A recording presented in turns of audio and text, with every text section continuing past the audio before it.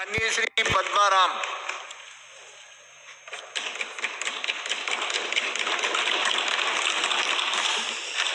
माननीय सभापति महोदय, 2021-22 के बजट भाषण पर मेरे को बोलने का समय दिया, आपका बहुत बड़ा आभार। माननीय सभापति महोदय, 24 तारीख को राजस्थान के लोकप्रिय मुख्यमंत्री जो जन जन के हितैषी है, किसान के, मजदूर के, उद्योगपतियों के, युवाओं को सबका विकास करने के लिए जो बजट पेश किया है, बहुत सराहनीय,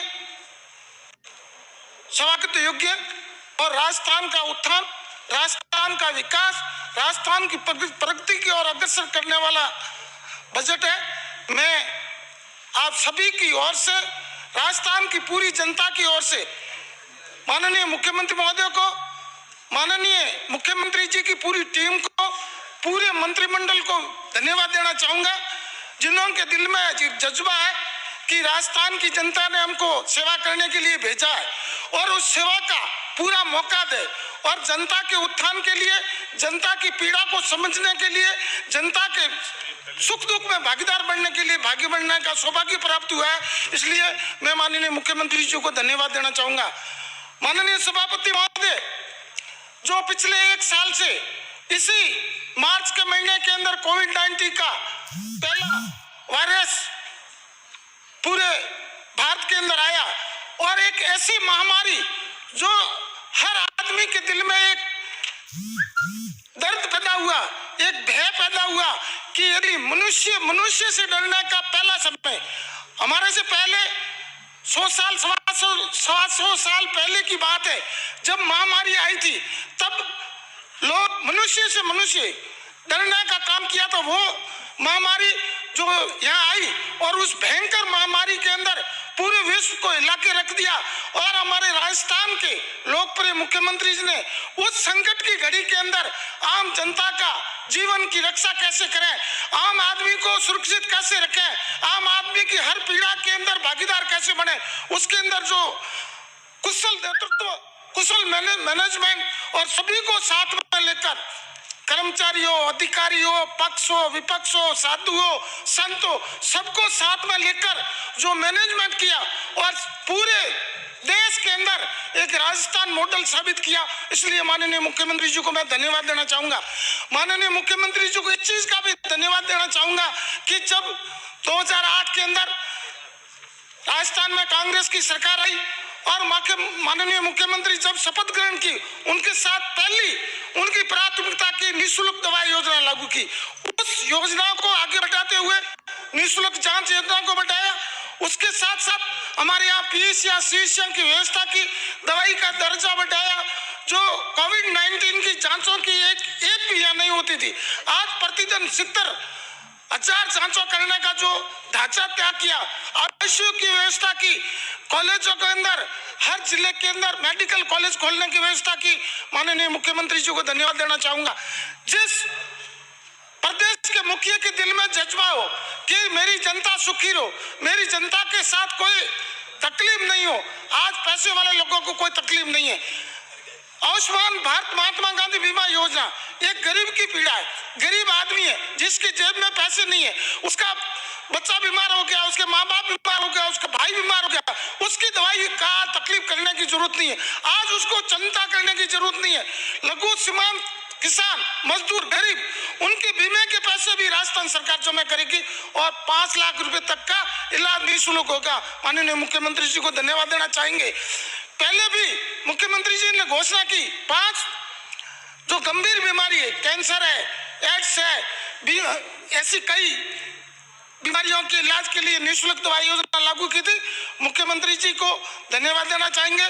हमारे बाड़मेर जिले के मुख्यालय के जो मुख्य चिकित्सालय, उसको अपग्रेड करने के 360 का बेड बनाने के लिए 126 करोड़ की घोषणा की, नर्सिंग कॉलेज की घोषणा की। मैं माननीय मुख्यमंत्री जी से निवेदन करना चाहूंगा, जो बैकवर्ड एरिया है, जहां आपने सीएचएम उप स्वास्थ्य केंद्र खोल दिए, परंतु बैकवर्ड एरिया जहां बॉर्डर सीमावर्ती क्षेत्र है, वहां पर स्टाफ की कमी है, उसको आप जरूर ध्यान में रखेंगे और पूर्ति करने की कोशिश करेंगे। आज पूरे देश के अंदर हमारे किसान लोग सड़कों के ऊपर है। पूरे किसानों के दिल में एक दर्द है कि हमारे बच्चों का भरण पोषण करने की जो जमीन है, हम रात को दिन को सर्दी में गर्मी में बरसात में खड़े रह के जो मेहनत करते हैं और किसान की उपज पैदा करके आम आदमी का पूरे भारत का पेट भरने का काम करते हैं, वो आज भारत की दिल्ली की बॉर्डर के ऊपर पिछले 100 दिन से बैठे हैं। माननीय मोदी जी कभी पश्चिम बंगाल का राज हड़पने की कोशिश में जा रहे हैं, कहाँ आसाम जा रहे हैं, कभी केरला जा रहे हैं।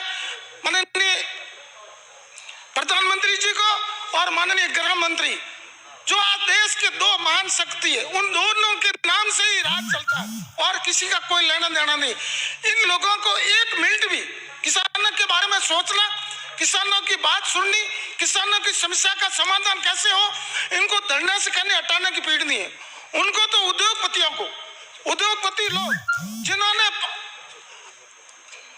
अधिक धन खर्च करके अपनी संपत्ति को निस्वार करके इनको जो गद्दी पे पहुंचाया, इनके मीडिया साथियों को 24 घंटा जो इनकी मार्केटिंग करने वाले उनको जो धन अर्पित करते हैं, उनकी सेवा के लिए किसान मर जाए, मजदूर खत्म हो जाए, युवाओं को रोजगार नहीं मिला, उसकी कोई टेंशन नहीं। दो उद्योगपति अडानी अंबानी वो जिंदे रहेंगे, वो पैसे कमाएंगे, वो प्रगति करेंगे तो देश आगे बढ़ेगा। उनकी दोनों की चिंता है, इसलिए वो उनको और किसी की सोच नहीं है। हमारे माननीय मुख्यमंत्री जी के दिल के अंदर दर्द था, उन्होंने अर्जेंटली असेंबली बुलाई, तीन काले कानूनों को निरस्त करने के लिए, राजस्थान में लागू करने के लिए एक कानून पास किए, परंतु ऊपर बैठे अमित शाह की मेहरबानी से हमारे महामहिम राज्यपाल जी ने उस विधेयकों के ऊपर साइन नहीं किए और आगे भेजने की कोशिश नहीं की। इनकी मंशा साबित होती है। ये हमेशा हमारे विपक्ष के साथी जब भी खड़े होते हैं और जब भी कोई बात करते हैं, किसानों का कर्जा माफी की आपने घोषणा की, किसानों का कर्जा माफ नहीं किया। राजस्थान की सरकार ने जो किसानों के हित के अंदर जो घोषणा की, 10 दिन के अंदर राजस्थानी बैंक है जो कोऑपरेटिव बैंक थी उनका पूरा कर्जा माफ करता है। नेशनलाइज्ड बैंकों का कर्जा माफ करने का दायित्व सेंट्रल गवर्नमेंट का है। माननीय मुख्यमंत्री जी ने प्रधानमंत्री जी को चिट्ठियां लिखी, कई टाइप के प्रदर्शन किए, उनको किसानों का कर्जा माफ करने के लिए, गरीब की सहायता करने के लिए उनके पास धन नहीं है। उद्योगपतियों के कर्ज माफी करने के लिए, उनको आगे बढ़ाने के लिए, उनकी सुविधा करने के लिए इनके पास अपार धन है। जो आज डीजल की रेटें बढ़ रही है, किसान मजदूरी कर रहा है, ट्रैक्टर के ऊपर उन्होंने टैक्स बना दिया, किसान मजदूरी करके अपने बच्चों को बचाने की कोशिश कर रहा है, शादी ब्याह करने के लिए कर रहा। आज पेट्रोल की डीजल पेट्रोल के ऊपर एक्साइज ड्यूटी बढ़ा दी, वैश्विक एक्साइज ड्यूटी जिसके ऊपर पूरे संघीय ढांचे के अंदर राज्यों का हिस्सा था उसको तो कम कर दिया और स्पेशल एक्साइज ड्यूटी जो 2,00,000 करोड़ रुपए इन्होंने वसूले है। मैं माननीय सभापति महोदय, पूरे सदन के मार्फत माननीय प्रधानमंत्री जी और विपक्षी साथियों से निवेदन है कि 2,00,000 करोड़ रुपए आप वसूले, ऐसी कौन सी योजना लागू की, ऐसे कौन सा आपने कल्याणकारी योजना लागू की, ऐसे कौन से बेरोजगार को आपने नौकरी दे दी, कितनी नई फैक्ट्रियां लगाई, कितनी नई संसाधन अपनाए, नहरों का उदारीकरण किया, किसानों के हित के अंदर, मजदूरों के हित के अंदर, गरीब के उत्थान के लिए ऐसी कौन सी योजना लागू की जिसके कारण इतने गरीब लोगों से, गरीबों के साथ पैसे वसूल करके आप उस पैसे कहां खर्च कर रहे हो। आप उद्योगपतियों को खुश करने के लिए, उनकी जेबों भरने के लिए मैं आपसे निवेदन करना चाहता हूं। माननीय सभापति महोदय, हमारे विपक्ष के साथी कह रहे हैं कांग्रेस के राज के अंदर भ्रष्टाचार बढ़ गया। मैं इनसे निवेदन करना चाहता हूं कि कांग्रेस सरकार ने राजस्थान के अंदर, पूरे भारत में कांग्रेसों ने 50 साल तक राज किया। आज उनके पास चुनाव लड़ने का पैसा नहीं है, आज उनके कार्यालय खोलने का पैसा नहीं है, आज कांग्रेस को मजबूत करने के लिए कहां धन की कमी नहीं है। आपने तो पिछले 6 साल से ही माननीय मोदी जी की मेहरबानी से झूठ बोल के, भ्रम पैदा करके, जाति के नाम पर, धर्म के नाम पर, मंदिर के नाम पर जनता को गुमराह करके आप शासन के ऊपर बैठ गए हो। आपने ऐसी कौन सी योजना, आपने ऐसा कौन सा जादू कर दिया, ऐसी कौन सी फैक्ट्री चालू कर दी, ऐसा कौन सा ठप्पा लगा दिया तो आप एक एक एमएलए को खरीदने के लिए 35-35 करोड़ रुपए दे रहे हो। कर्नाटक की सरकार आपने गिरा दी, महाराष्ट्र की ये मध्य प्रदेश की सरकार गिरा दी, मणिपुर की सरकार गिरा दी, अभी राजस्थान की सरकार गिराने की आपकी भावना थी, परंतु हमारे कल्याणकारी मुख्यमंत्री की मंशा, उनकी इच्छा शक्ति, उनके दृढ़ संकल्प और देश को समृद्ध करने वाला उनका लक्ष्य और उनका संकल्प ये साबित किया कि राजस्थान के अंदर कांग्रेस की सरकार को कोई हिला नहीं सकता है। आपकी जो मंशा है, आज भी मैंने अखबारों के अंदर पढ़ा, वो भारतीय जनता पार्टी के प्रदेश अध्यक्ष कह रहे हैं कि मध्यावधि चुनाव होने वाले, कहाँ होने वाले, किस जगह पर होने वाले, भारत के अंदर होने वाले। राजस्थान की जनता का आशीर्वाद माननीय अशोक गहलोत जी के ऊपर है। हमारे यहाँ के 120 एमएलए का संकल्प है कि राजस्थान को हम आगे बढ़ाएंगे, राजस्थान को मजबूती देंगे, राजस्थान के हर गरीब किसान मजदूर की सेवा के लिए हम हाजिर रहेंगे और राजस्थान को 5 साल तक पूरा राज्य करेंगे और ये साबित करेंगे कि आने वाली दिनों के अंदर राजस्थान की जनता कांग्रेस के माननीय कांग्रेस पार्टी को आशीर्वाद देंगे, माननीय अशोक गहलोत जी और उनके मंत्रिमंडल को आशीर्वाद देंगे। वापिस 2023 के अंदर कांग्रेस का राज बनेगा। माननीय सभापति महोदय, मैं आपसे निवेदन करना चाहता हूं कि जिस मुखिया की मंशा हो कि किसान को आगे कैसे बढ़ाए, उन्होंने एफपीओ किसान प्रोड्यूसिंग ऑर्गेनाइजेशन की स्थापना की, उसके अंदर 120 संस्था की, उसमें 2000 करोड़ का प्रावधान किया। उनके दिल में एक जज्बा है, किसान अपनी उपज का मूल्य अपने क्षेत्र के अंदर उसको सही करे, ग्रेडिंग करे, क्लीनिंग करे, प्रोड्यूसिंग करे और उसका उचित मूल्य अपने क्षेत्र में मिले। उसके लिए उन्होंने 2000 करोड़ की व्यवस्था की। किसानों को सोलर ऊर्जा के रूप में और कनेक्शन के रूप में 50-50 हजार कनेक्शनों की घोषणा की।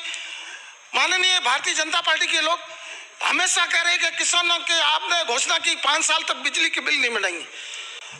माननीय सभापति महोदय, हमारे विपक्षी साथियों से मेरा निवेदन है कि माननीय गहलोत साहब ने घोषणा की किसानों के 5 साल तक बिजली के बिल नहीं मिटेंगे, दूसरे के नहीं। ये उद्योगपतियों की बात करते, कांग्रेस किसानों की बात करते। 5 साल के अंदर किसानों के कृषि बिल का 1 पैसा नहीं मिटाएंगे। पिछले साल 1,250 करोड़ की व्यवस्था की, इस बार 16,000 करोड़ रुपए खर्च करके किसानों के उपज को आगे बढ़ावे, किसानों को सबल मिले, किसान उस पैदावार को उचित मूल्य पर बेचकर अपने बच्चों को उच्च शिक्षा ग्रहण कराए। किसान का बेटा नौकरी लगेगा, इंजीनियर बनेगा, कलेक्टर बनेगा, डॉक्टर बनेगा, टीचर बनेगा, लेक्चरर बनेगा, तो राजस्थान का विकास होगा, किसान मजबूत होगा, राजस्थान मजबूत होगा, राजस्थान आगे बढ़ेगा। मैं माननीय सभापति महोदय आपके मार्फत माननीय मुख्यमंत्री जी से निवेदन करना चाहता हूं कि हर साल आप किसानों को मजबूती देने के लिए कृषि कनेक्शन बढ़ा रहे हो, जीएसएस बढ़ा रहे हो। आपने ये प्रावधान किया है कि आने वाले समय के अंदर किसानों को दिन की बिजली मिले।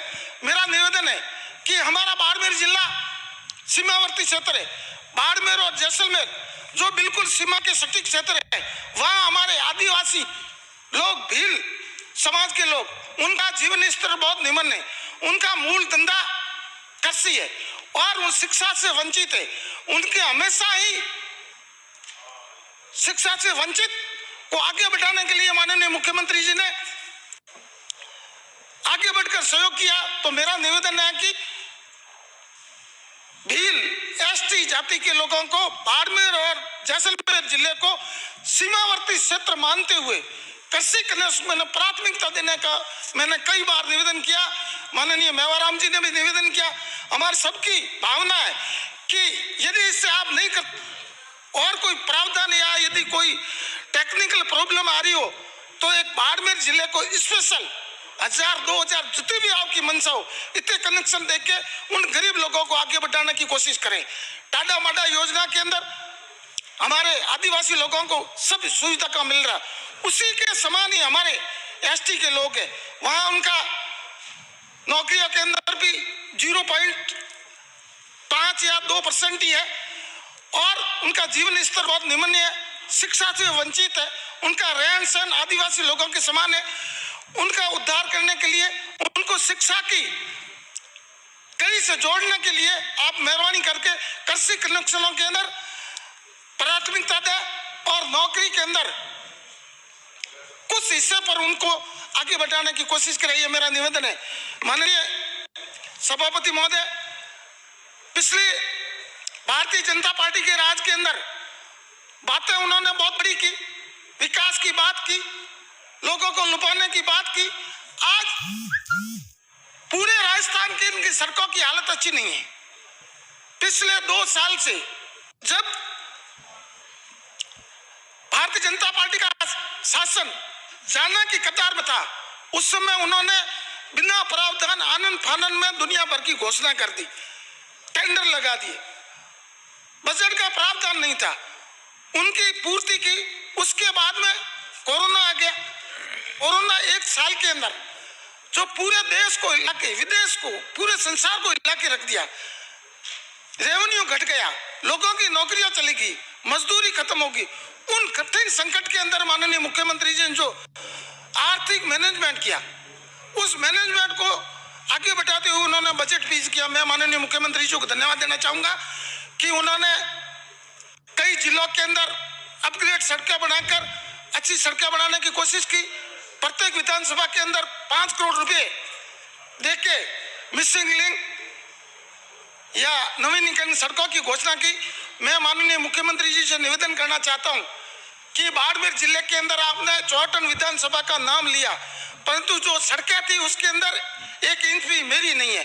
तो मैं निवेदन करना चाहता हूं कि मेरी विधानसभा के अंदर चौहटन से सरुपा का तला, शेरवा से जानपालिया, सियानिया से फागलिया और सावा फाटना से पूंजा सर की सड़कें जो अपग्रेड करी जाए।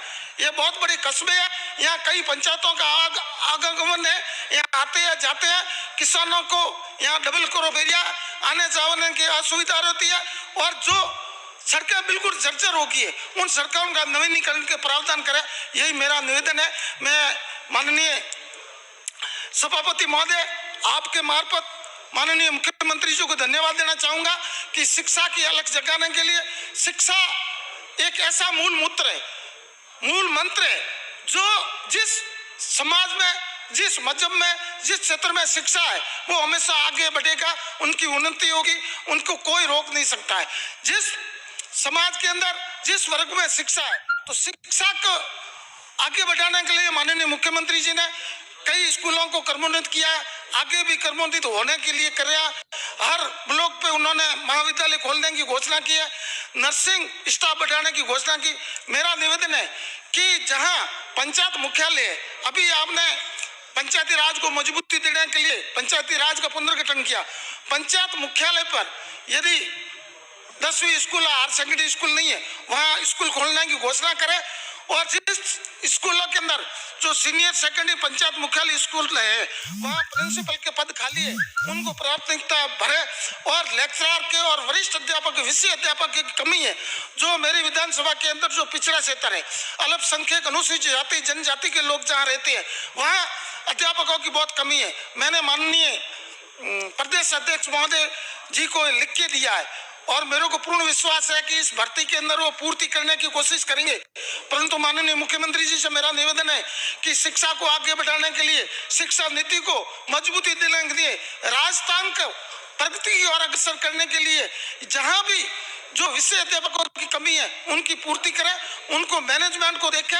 सभी अधिकारियों से मेरा निवेदन है कि जो स्कूल के अंदर अध्यापक है उसके बच्चों की तादाद कितनी है, जहां अधिक विद्यार्थी हो, जहां स्कूल अच्छी चल रही हो, वहां ज्यादा अध्यापकों की व्यवस्था करें।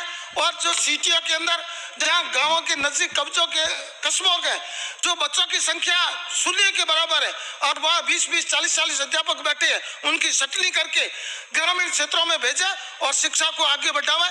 मैं माननीय सभापति महोदय, आपके माननीय मुख्यमंत्री महोदय को धन्यवाद देना चाहूंगा कि मुख्यमंत्री जी ने युवाओं को आगे बढ़ाने के लिए, युवाओं को शिक्षा के मूल मंत्र में जोड़ने के लिए, युवाओं को प्रगति को और अग्रसर करने के लिए कई टाइप की नई योजना लागू की है।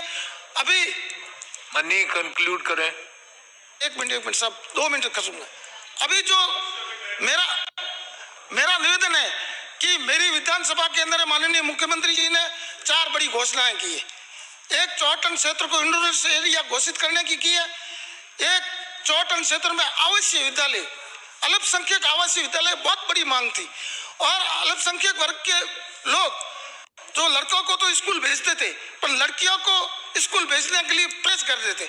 तो माननीय मुख्यमंत्री जी की, हमारे क्षेत्र के सभी नेताओं की मेहरबानी से, माननीय हजरत चौधरी जी की मेहरबानी से आवासीय विद्यालय मिला।